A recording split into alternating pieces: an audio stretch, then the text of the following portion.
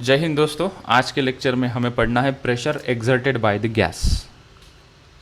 हमने यहाँ पे कंटेनर लिया, ये कंटेनर है। इस कंटेनर के अंदर आइडियल गैस होगी। कंटेनर के डायमेंशंस हमने बता दिए, लेंथ L है, विड्थ W है और हाइट H है। यहाँ पे हमने X, Y, Z कोऑर्डिनेट्स भी बताए ताकि हम एनालिसिस करें तो ये चीज़ें हमें हेल्प करेंगे। तो हमें प्रेशर एक्सर्टेड बाय गैस निकालना है। तो हम सबसे पहले क्या करते हैं, बहुत सारे मॉलिक्यूल इसके अंदर होंगे, उसमें से एक मॉलिक्यूल को हमने देखा। लेट्स से कि ये मॉलिक्यूल x डायरेक्शन में चल रहा है vx वेलोसिटी से। कितने वेलोसिटी से चल रहा है? vx वेलोसिटी से। जब ये वॉल को टकरा के पीछे जाएगा और वापस आएगा तो ये मोमेंटम चेंज करके आएगा, क्योंकि जब ये चलेगा इस डायरेक्शन में उसकी वेलोसिटी vx होगी। जब रिटर्न आएगा वेलोसिटी उतनी रहेगी लेकिन उसका डायरेक्शन चेंज हो जाएगा। ठीक है। सो ये वॉल को हिट कर रहा है, मॉलिक्यूल अपना वॉल को हिट कर रहा है और अपना मोमेंटम चेंज हो रहा है। So during this change in momentum he is applying some force, और वो फोर्स ही हमें प्रेशर का एक्सप्रेशन देगा। सो हमने change in momentum along x direction निकाला, P final minus P initial, जो आया 2mv। This direction I am taking negative, this direction I am taking positive. So mvx minus of minus mvx, it is 2mvx। ठीक है। Time between two successive collision हमने निकाला, time between two successive collision. So total distance कितना travel कर रहा है between two successive collision. एक बार hit करेगा, वापस जाएगा, वापस आएगा।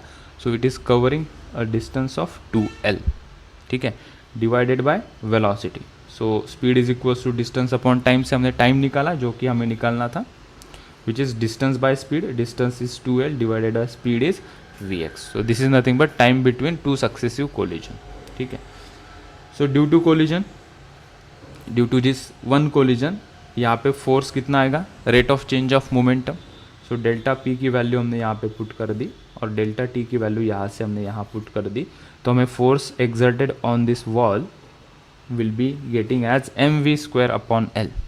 ठीक है। हमें तो प्रेशर का एक्सप्रेशन चाहिए।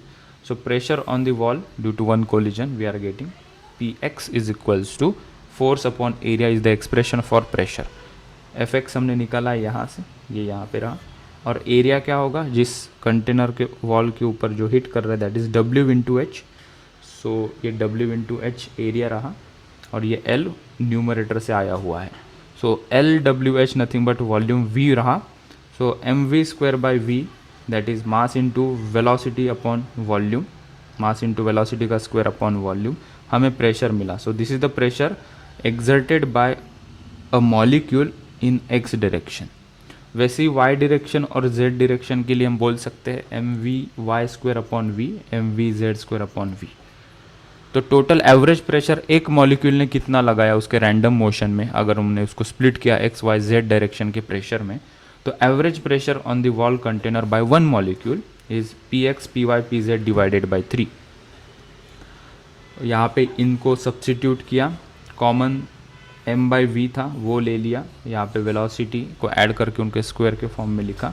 और हमें पता है Vrms का स्क्वायर देखेंगे तो आएगा vx² plus vy² plus vz²। हमने वो यहाँ पे पुट कर दिया। n नंबर ऑफ मॉलिक्यूल का प्रेशर हमें फाइंड आउट करना था, तो इसी एक्सप्रेशन को n से मल्टीप्लाई कर दिया। तो n मॉलिक्यूल्स ने एवरेज प्रेशर कितना लगाया वो हमें मिल गया। हमने देखा ये m इंटू n करोगे तो कैपिटल M मिल जाएगा। ये स्मॉल m क्या था? मास ऑफ द मॉलिक्यूल था। n क्या था? Total mass of the gas था। सो एक मॉलिक्यूल का mass into number of molecules करोगे तो टोटल मॉलिक्यूल का मास मुझे मिल जाएगा। सो हमने m/n को कैपिटल M लिखा। So m/v into Vrms² into 1/3। तो हमने देखा m/v is nothing but density of a gas. So ये हमें एक्सप्रेशन मिल गया प्रेशर का 1/3 rho into Vrms², rho into 1/3 into Vrms²। ये काफ़ी यूज़फुल एक्सप्रेशन है, इसको हम आगे चल के यूज़ करने वाले हैं। सो एक रिलेशन बिल्टअप किया हमने, relation between pressure and kinetic energy. ये एक्सप्रेशन देखो 1/3 m/v इंटू Vrms², उसको 2 से मल्टीप्लाई और 2 से डिवाइड किया तो ये जो एक्सप्रेशन है 1/2 m Vrms² which is nothing but now kinetic energy. So ये एक्सप्रेशन रिड्यूस हुआ, P is equals to 2/3 kinetic energy upon volume V। ये रिलेशन भी यूज़फुल होगा, इसे भी हम थोड़ा याद रखें। Translational translational kinetic energy of gas molecule, gas molecules. ठीक है, किसी कंटेनर के अंदर गैस रहेगी, गैस जब चलेगी जिगजैग पाथ में अपना स्ट्रेट लाइन में, यहाँ से वहाँ कोई गैस इधर कोई गैस इधर, तो इसलिए हमने वर्ड यूज़ किया ट्रांसलेशनल काइनेटिक एनर्जी। ठीक है, चलने वाली इसकी स्ट्रेट लाइन में चलने वाली काइनेटिक एनर्जी कंटेनर के अंदर गैस मॉलिक्यूल की कितनी होगी। ठीक है, तो लिखते हैं हम फॉर अ गैस मॉलिक्यूल, तो for a gas molecule its kinetic energy is written as, ठीक है, ई सफिक्स के लिखते हैं, मतलब काइनेटिक एनर्जी की बात कर रहे हैं हम। ठीक है, के ई भी लिख सकते हैं, nothing to worry about what symbol we have written. Formula क्या होता है, half M V R M S square, ये फॉर्मूला होगा काइनेटिक एनर्जी का। ठीक है, और वी आर एम एस का अगर एक फॉर्मूला हम उठाएं, जहाँ पे हमने रूट मीन स्क्वायर वेलोसिटी पढ़ा था, कहाँ पढ़ा था, ये यहाँ पे, तो मैक्सवेल के डिस्ट्रीब्यूशन से हमने कहा था V R M S speed का ये फॉर्मूला याद रखना, हमें यहाँ पे एनर्जी और प्रेशर के टर्म में वो यूज़ होगा। तो इसको अभी यूज़ करते हैं। तो V R M S velocity का ये √3RT/m वाला फॉर्मूला मैंने उठाया और काइनेटिक एनर्जी के एक्सप्रेशन में मैं यहाँ पे इसे पुट कर देता हूँ। ठीक है, तो ये क्या होगा, वी आर एम एस का स्क्वायर, तो ये हो जाएगा 3RT/m। 3 को थोड़ा ठीक से लिख दो, वो 8 दिख रहा था, तो ये 3 हो गया। ठीक है, सो यहाँ पे हम थोड़ा रीअरेंज करते हैं और थोड़ा मॉडिफिकेशन यहाँ पे करते हैं। ठीक है, यहाँ पे इस कैपिटल M को क्या हम लिख सकते हैं, can we write capital M as small m into NA। Expression में हमने उल्टा किया था ना, कैपिटल M को m इंटू NA लिख सकते हैं ना, नंबर ऑफ पार्टिकल्स। ठीक है, ओके, और एक पता है हमें कि ये जो बोल्ट्जमैन कांस्टेंट है ये होता है R/NA। बोल्ट्जमैन कांस्टेंट क्या होता है, R/NA, ये भी हमने पढ़ा था। ये चीज़ें अगर यहाँ पे हम सब्स्टिट्यूट कर देते हैं दो चीज़ें, तो हमें क्या मिलेगा, देखो ये हाफ m, ठीक है, ब्रैकेट में आए, ये होगा 3RT/, मैं पहले m का सब्स्टिट्यूशन यहाँ पे लिख लूँ, m इंटू NA। अगर एक ही एक्सप्रेशन में मैं लिख भी सकता हूँ, तो give me some movement to write this, ये 3, ठीक है, इंटू यहाँ से मैं अगर R को पुट कर देता हूँ, R को क्या पुट कर सकते हैं हम, K into NA। I will right R को K इंटू NA, तो using a different colour, R को मैंने लिखा K इंटू NA। ठीक है, और ये यहाँ पे T था, तो ये T लिख दिया, डिवाइडेड बाय इस M को भी मैं क्या लिख रहा हूँ अभी, I will write this M as small m into NA। ठीक है, ताकि मैं इस काइनेटिक एनर्जी के एक्सप्रेशन को किसी एक स्टैंडर्ड फॉर्म में मैं लेके जाना चाहता हूँ। कुछ चीज़ें यहाँ से कट हो जाएगी ना, NA कट हो गया, ये M और M कट हो गया। ठीक है, तो सिंगल मॉलिक्यूल के लिए काइनेटिक एनर्जी को हम इस प्रकार से भी डिफाइन कर सकते हैं, in terms of Boltzmann constant and temperature T। So kinetic energy का ये एक्सप्रेशन ज़्यादातर यूज़फुल होगा। ठीक है, हाफ mv/m² से भी ज़्यादा काइनेटिक एनर्जी को हम इस फॉर्म में एक्सप्रेस करते हैं। ठीक है, सो इसको E से अच्छा हम KE ही लिख दे, क्योंकि हम जनरल इसका रिप्रेजेंटेशन KE करते हैं। So kinetic energy of a gas molecule can be written as 3/2 kT। ठीक है, तो यहाँ पे एक कमेंट लिखते हैं, for all gases at a given temperature, translational kinetic energy of each molecule is same। ठीक है, क्योंकि ये जो काइनेटिक एनर्जी है वो टेम्परेचर के ऊपर डिपेंड करती है, तो हर एक मॉलिक्यूल की काइनेटिक एनर्जी गिवन टेम्परेचर पे सेम रहेगी, ऐसा हम यहाँ पे कमेंट कर सकते हैं। 3/2 कांस्टेंट है, K is a constant, so kinetic energy is directly proportional to temperature. ये हम पहले भी पढ़ चुके हैं, यहाँ पे हमने उसको प्रूव करके भी बताया कि more is the temperature more is the kinetic energy, here is the deal.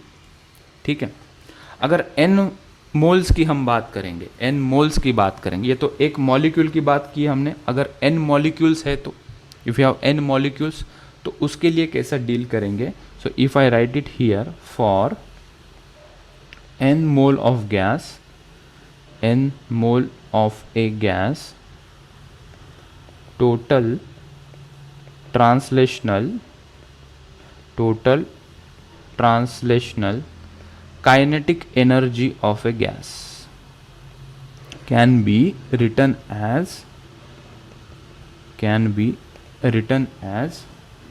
so kinetic energy of n mole of gas we can write 3/2 kT, ये तो मिला। ठीक है, n मॉलिक्यूल्स के लिए हमें फाइंड आउट करना है। ठीक है, सो इनटू n किया फॉर n मॉलिक्यूल्स, हमें नंबर ऑफ मोल्स के टर्म में अगर इसे लिखना है तो क्या इस n को हम लिख सकते हैं n into Na। Number of moles का फॉर्मूला क्या होता है, n upon Na in terms of particle. तो n को अगर मुझे रिप्लेस करना हो तो क्या इस n को मैं स्मॉल n इंटू Na से मल्टीप्लाई करके लिख सकता हूँ कि नहीं, number of moles into Avogadro number. ठीक है, ऑल राइट। तो एक कन्वर्जन मैं यहाँ पुट करूँगा। At the end of the day 2-4 फॉर्मूले हमें याद रखने हैं, ये बस हम देख रहे हैं कहाँ से उठा के लाए हम इस फॉर्मूला को। ठीक है, और यहाँ पे हम R के टर्म में अगर इसे लिखते हैं, सो हमें पता है K is equals to R by Na, K is equals to क्या है, R अपॉन Na। वो भी अगर इस एक्सप्रेशन में हम पुट करते हैं तो जो वाइडली यूज़ होने वाला एक्सप्रेशन है वो हमें यहाँ से मिल जाएगा। सो ये 3/2, K को मैं सब्स्टिट्यूट कर देता हूँ R अपॉन Na। ये टेम्परेचर T था जिसको हमने कुछ सब्स्टिट्यूट नहीं किया, वाइट कलर था सर वो, तो मैं इसको कर देता हूँ वाइट कलर फिर से, इंटू T इंटू N को क्या सब्स्टिट्यूट किया मैंने, N इंटू Na। ठीक है, तो चकित हम हो जाएंगे कि ये एक्सप्रेशन हमने पहले भी कहीं देखा था, ये Na और Na कट हो गया। ठीक है, सो काइनेटिक एनर्जी एक इस प्रकार से भी लिखी जाती है, for n number of moles for n particles we will write it as 3/2 nRT। So this is the kinetic energy of n number of mole of a gas which contain n number of particle as 3/2 nRT। एक थोड़ा याद करो, जब मैं thermodynamics पढ़ा रहा था और जब मैंने कहा था कि इंटरनल एनर्जी को हम लिखते हैं F/2 nRT, nR delta T, हमने ये फॉर्मूला लिखा था F/2 nR डेल्टा T, जो यहाँ से ही आया है। हम उसका कनेक्शन अभी धीरे धीरे आगे चल के बताएंगे। ठीक है, सो यहाँ से क्या अगर हमें याद रखना है तो क्या याद रखना है। ठीक है, 100 बात की एक बात यहाँ से क्या होगी, प्रेशर का एक्सप्रेशन 1/3 रो Vrms², ये वाला हम याद रखेंगे। ये याद रखने की ज़रूरत नहीं एज ऑफ नाउ। ठीक है, वो हम कैसे भी मल्टीप्लाई करके निकाल सकते। This is important to remember 1/3 rho Vrms²। ठीक है, उसके बाद काइनेटिक एनर्जी का एक्सप्रेशन याद होना चाहिए। ट्रांसलेशनल काइनेटिक एनर्जी होती है 3/2 kT और kinetic energy is directly proportional to temperature. 2 बात, बड़ा सिंपल। तीसरी बात, अगर बहुत सारे पूरे कंटेनर की गैस की हम बात करेंगे तो हम कहेंगे कि n मोल ऑफ गैस इसके अंदर होगा। ठीक है, या n नंबर ऑफ पार्टिकल वाला ये गैस है। ठीक है, n नंबर ऑफ पार्टिकल से ही तो n नंबर ऑफ मोल्स बनेंगे ना बेटा। तो उसका फॉर्मूला हमें मिला, पूरे कंटेनर के अंदर जो भी गैस है, ये पूरे गैस की काइनेटिक एनर्जी है 3/2 nRT। एक सिंगल पार्टिकल की काइनेटिक एनर्जी है 3/2 kT। ठीक है, ऑल राइट। तो एक क्वेश्चन हम करते हैं यहाँ पे, ताकि जितना भी हमने पढ़ा है वेलोसिटी से, 4 प्रकार की वेलोसिटी देखी, एक प्रेशर का फॉर्मूला देखा, 2 काइनेटिक एनर्जी के हमने फॉर्मूले देखे, राइट। अभी इसके ऊपर कुछ सवालात करते हैं। ठीक है, let me solve this question and see कि इस क्वेश्चन को कैसे सॉल्व करते। तो क्वेश्चन में क्या दिया है बच्चों, calculate the temperature at which RMS velocity of a gas molecule is same as that of molecular of another gas at 47 degree Celsius. ठीक है, तो एक गैस की आरएमएस वेलोसिटी दूसरे गैस के आरएमएस वेलोसिटी के बराबर है, जिसका टेम्परेचर 47 डिग्री सेल्सियस है। जो दूसरा गैस है उसका टेम्परेचर 47 डिग्री सेल्सियस है। और दोनों गैस की और एक इन्फॉर्मेशन यहाँ पे दी है, molecular weight of first and second gas are 64 and 32 respectively. ठीक है, ऑल राइट। तो हमने देखा यहाँ पे आरएमएस वेलोसिटी के बारे में बताया है। As we know RMS velocity का फॉर्मूला मैक्सवेल डिस्ट्रीब्यूशन वाला फॉर्मूला उठाएंगे, वो अंडर रूट वाला 3RT/m वाला, 3RT/m। ठीक है, वो सर फिर अंडर रूट V1² + V2² वो वाला क्यों नहीं? क्योंकि वैसी इन्फॉर्मेशन क्वेश्चन में गिवन नहीं है, तो हमने ये सेकेंड वाला उठाया। ठीक है, अभी यहाँ पे दो गैस है, फॉर टू गैसेस क्वेश्चन में क्या गिवन है? दोनों की आरएमएस स्पीड इक्वल है। दोनों की क्या है? आरएमएस स्पीड इक्वल है जब एक मॉलिक्यूल का गैस 47 डिग्री सेल्सियस है। तो ये दूसरा मॉलिक्यूल है, उसका टेम्परेचर कितना होगा वो हमें पूछा है।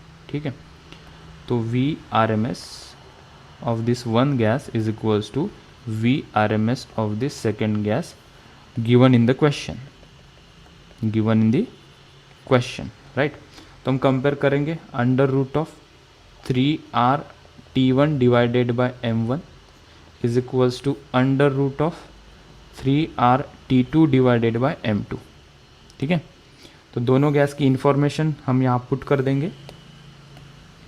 Squaring on the both side करेंगे तो भी चलेगा, पहले हम वैल्यूज पुट करते हैं फिर स्क्वायर करते हैं। ठीक है, सो यहाँ पे अंडर रूट में है ये 3R, लेट्स से T1 हमें फाइंड आउट करना है, और ये जो पहली गैस है उसका मॉलिक्यूलर वेट कितना है?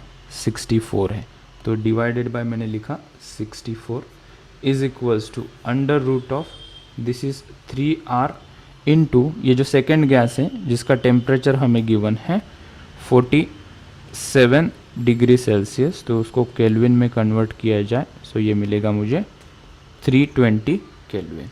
ठीक है, सो 3RT कितना यहाँ पे 320, और उसका मॉलिक्यूलर वेट है 32, वो यहाँ पे पुट कर दिया। ठीक है, तो इसे सॉल्व करते हैं, स्क्वायर करेंगे बोथ साइड में, तो ये हो जाएगा, तो मैंने लिखा यहाँ पे squaring on both side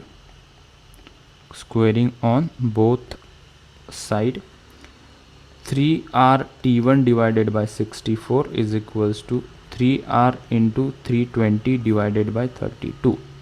cancel होने वाले कैंसिल हो जाए, 3R चला गया, और बापू हमें मिल जाएगा T1 is equals to 320 into 64 divided by 32।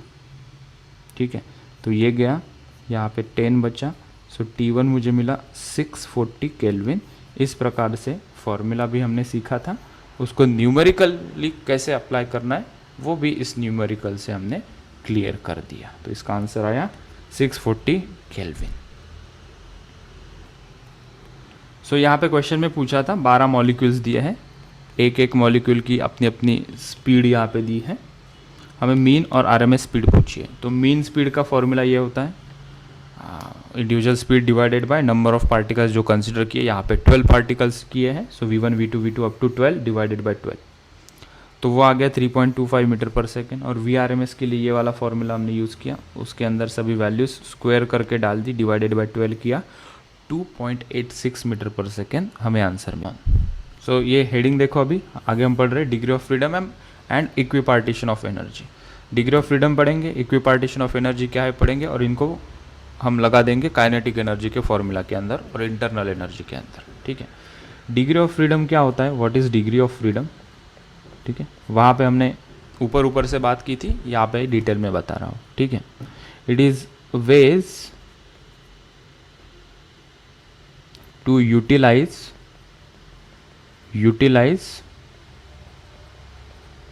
Mechanical energy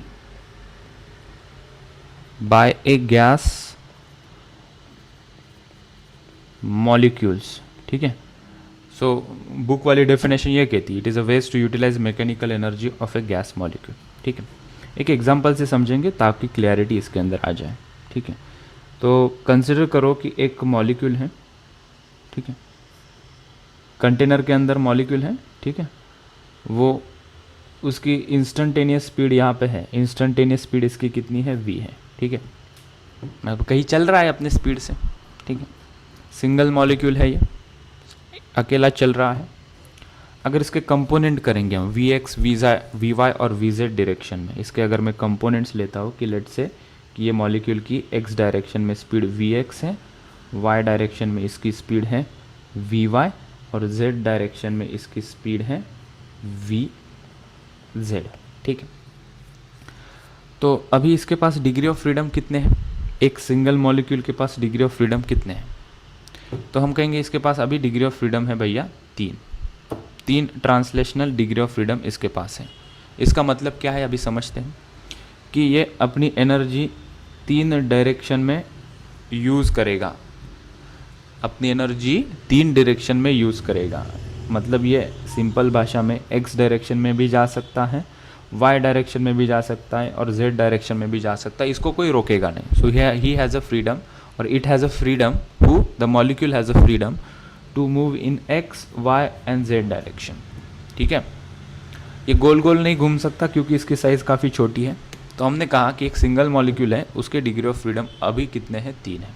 अभी कितने हैं, यहाँ पे 3 डिग्री ऑफ फ्रीडम इसके पास है, ठीक है, जिससे वो ट्रांसलेट कर सकता है, जिससे वो आगे बढ़ सकता है। गोल कितने डायरेक्शन में घूम सकता है उसके हमने अभी तक बात नहीं की है, ठीक है। तो क्या हम यहाँ पे कमेंट कर सकते हैं और थोड़ा थोड़ा बिट बाय बिट हम आगे बढ़ सकते हैं क्या। तो हमने यहाँ पे लिखा कि ऑल गैस मॉलिक्यूल्स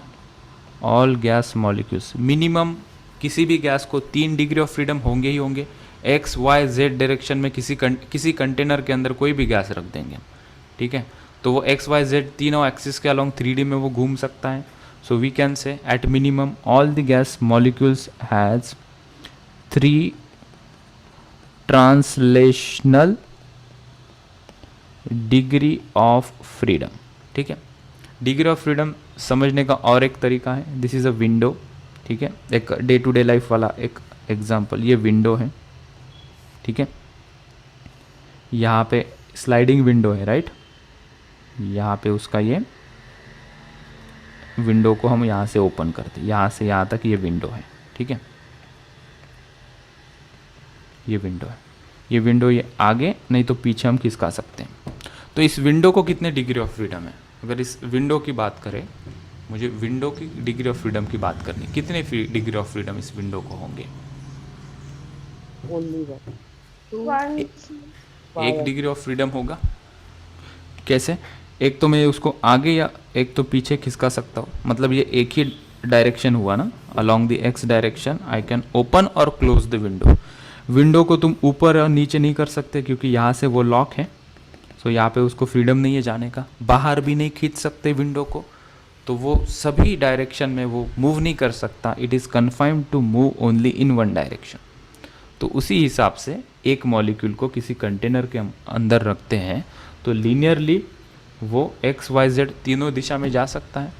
तो at bare minimum we can say the all gas molecule has a 3 translational degree of freedom. Sir मतलब क्या और भी डिग्री ऑफ फ्रीडम इनको होते हैं क्या, yes, depending upon type of molecule. जैसे कि मोनो एटॉमिक गैस है, डाई एटॉमिक गैस है, तो इनके पास इन 3 ट्रांसलेशनल डिग्री ऑफ फ्रीडम के अलावा भी कुछ और डिग्री ऑफ फ्रीडम होते हैं ताकि वो गोल गोल घूमते हैं। तो हमने सिर्फ यहाँ पे ट्रांसलेशनल डिग्री ऑफ फ्रीडम की बात की है, ठीक है, ऑलराइट। थोड़ी इसकी काइनेटिक एनर्जी को भी हम यहाँ पे पढ़ लेते हैं। सो इस मॉलिक्यूल की टोटल काइनेटिक एनर्जी क्या होगी, सिंपल वाला फॉर्मूला अगर हम यहाँ पे लिखेंगे, हाफ mv, RMS स्पीड से ही हम कभी भी दिखाते हैं, जब हम एवरेज या टोटल स्पीड की या प्रेशर की बात करते हैं तो always we represent velocity as a RMS velocity, ठीक है। तो इसके पास 3 डायरेक्शन में जाने के लिए वेलोसिटी है, तो हम इस RMS वेलोसिटी को उसके कंपोनेंट में लिख सकते हैं vx² vy² प्लस vz², ठीक है। इसको अगर हम स्प्लिट करके लिखेंगे, half mvx² plus half mvy² plus half mvz²। सो ये मॉलिक्यूल x डायरेक्शन में मतलब 1 degree of freedom, y direction में मतलब ये सेकेंड, z डायरेक्शन में ये third. So this molecule has 3 degree of freedom, ठीक है। तो उसके पास ये 3 एनर्जी है हर एक डिग्री ऑफ फ्रीडम के अलोंग, मतलब एक्स एक्सिस के अलोंग वो जा सकता है इतने काइनेटिक एनर्जी से, वाई एक्सिस के अलोंग जाएगा इतने काइनेटिक एनर्जी से, और जेड एक्सिस के along it can move with this much amount of energy. ठीक है, ये तो हमने लगा दिया भाई डिग्री ऑफ फ्रीडम क्या होता है और काइनेटिक एनर्जी क्या होता है। What is the meaning of this second and equipartition of energy, and equipartition of energy. ठीक है, इसी से ही कनेक्टेड एक आगे का पॉइंट है जिसको हम प्लग कर देंगे, equipartition of energy. So hold your nerves, will try to understand equipartition of energy और इकट्ठा फिर इनको हम समराइज कर देंगे। ठीक है, सो एक लॉ है, मैं यहाँ पे उसको एज अ हेडिंग के तौर पर लिखना चाहूँगा, लॉ ऑफ, कलर उसके लिए येलो चूज किया था हमने, law of equipartition of energy. बड़ा सिंपल है, कोई रॉकेट साइंस नहीं। दिस लॉ, स्टेटमेंट हम लिख लेते हैं पहले, इस लॉ का क्या स्टेटमेंट है, क्या कहना चाहता है ये। This law states that total energy of a gas molecule is equally distributed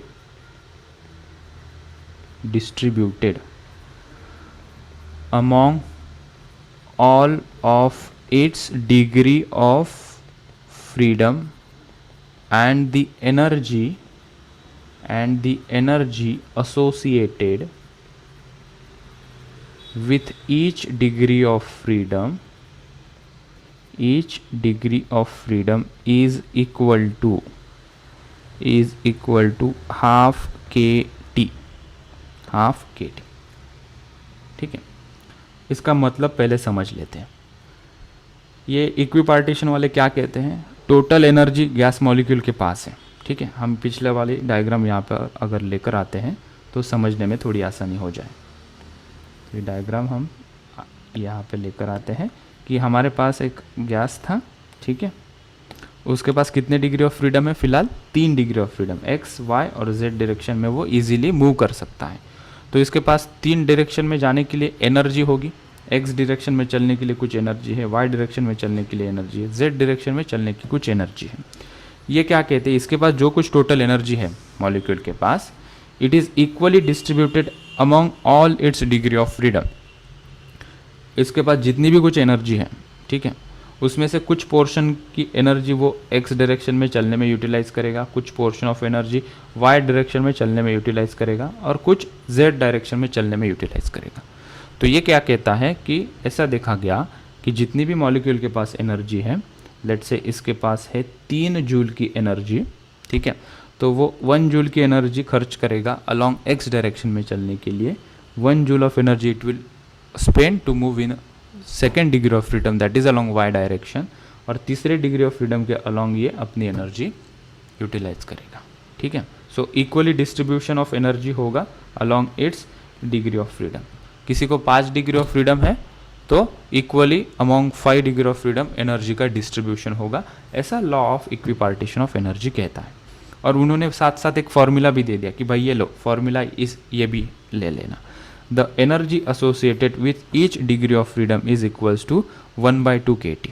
ठीक है, तो इन्होंने फॉर्मूला बता दिया कि 3 डिग्री ऑफ फ्रीडम है तो यहाँ पे कितनी एनर्जी खर्च होगी, हाफ kT, यहाँ पे कितनी एनर्जी खर्च होगी, हाफ kT, यहाँ पे कितनी एनर्जी खर्च होगी, हाफ kT।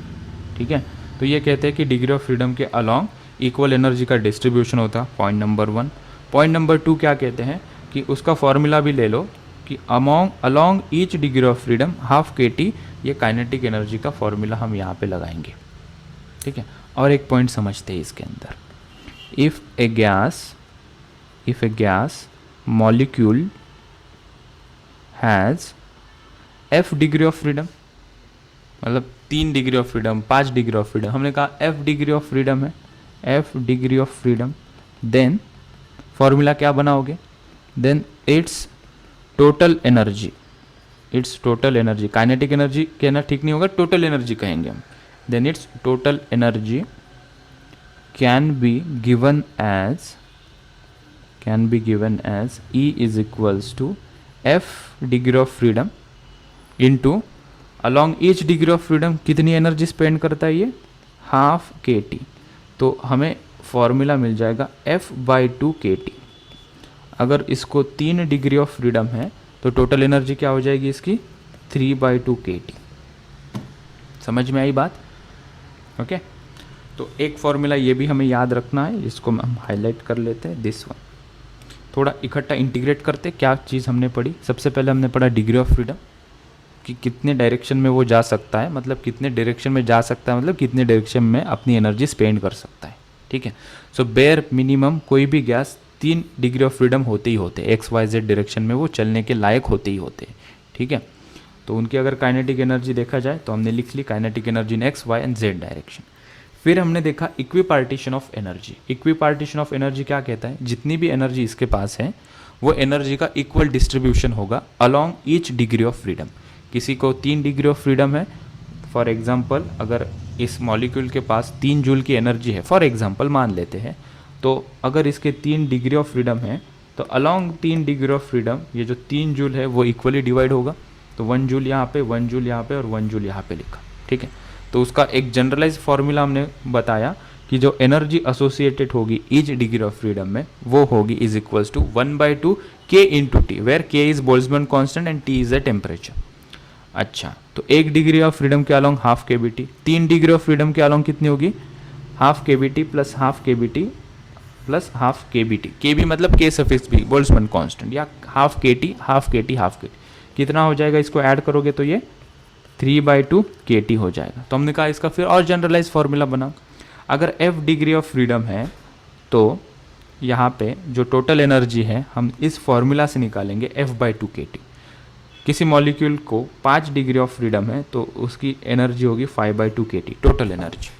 ठीक है, और पर्टिकुलर एक डायरेक्शन में कितनी जाएगी, 1/2 kT।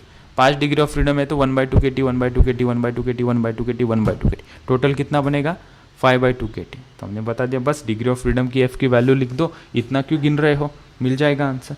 ठीक है, और एक बात यहाँ पे डिस्कस करते हैं और डिस्कशन आज का क्लोज कर देंगे। I will required only 1 minute to discuss that. So अगर n मोल की हम यहाँ पे बात करेंगे, for n mole of a gas, हमने तो एक मॉलिक्यूल की बात की, n नंबर ऑफ मोल्स होंगे ना किसी कंटेनर के अंदर, having f degree of freedom. अगर f डिग्री ऑफ फ्रीडम के n number of moles gas हमारे पास किसी कंटेनर के अंदर है तो इसकी टोटल एनर्जी हमें लिखनी है। टोटल